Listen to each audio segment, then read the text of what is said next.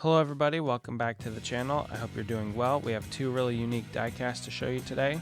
First up, we have Ross Chastain's 2024 Buckle Up South Carolina 200 raced version truck. As you can see on the door, it has a beautiful donut, a lovely raced version marking right in front of the left rear wheel. And then on the other side, you'll see a lot of other damage. So the one thing about this truck that I do like is that it's white base, so you get a lot of that dirt and grime, and you can see a lot of the scuffs and the marks and everything on the nose and on the rear quarter panels and everything. But the one thing that hurts the lower series as far as diecast is concerned is the lack of confetti. It doesn't happen too often, but every now and then the lower series do have confetti at the tracks, but in this particular instance they didn't. So this Ross truck is really cool. It has a lot of detail, a lot of really intricate detail, of course, as you see all the markings on the side of it there.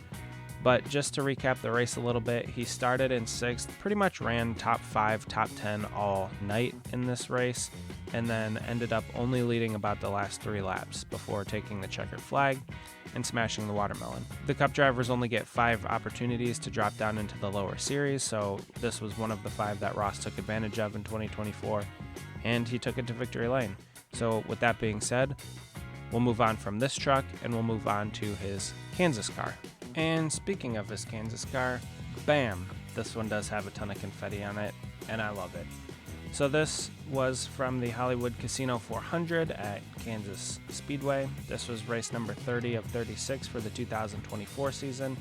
And interestingly enough, Ross was not part of the playoffs, quote unquote, at the time. He had been knocked out in the previous round, which, again, my position on the playoffs has been well documented on this channel.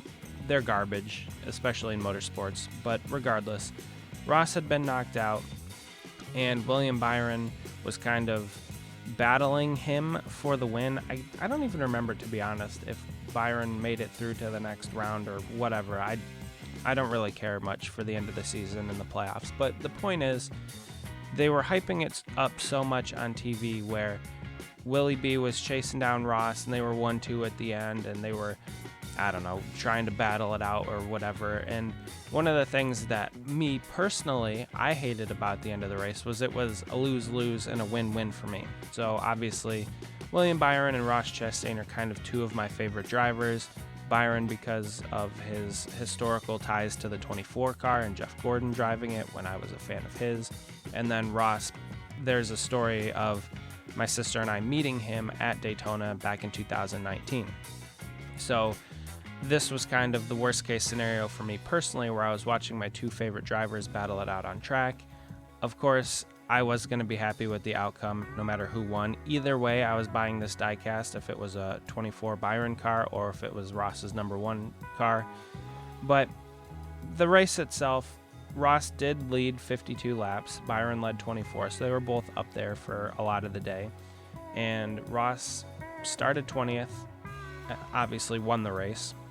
And this car has a ton of confetti on it, which I really like. But the other cool thing about it is it's orange. I don't really have a whole lot of orange cars in my collection. And the fact that the spoiler is also orange, I like that, how it ties into the color of the car. And then obviously, like we discussed, the awesome amount of confetti on the car. But it's also not so much that you can't see the sponsors and logos and detail underneath. So I do appreciate that a little bit as well. This car has a little bit of damage on it on the right side. At Kansas, they run the high lane and they get into the wall quite often. But overall, super pleased with the way that this car came out from Lionel. It is an Elite.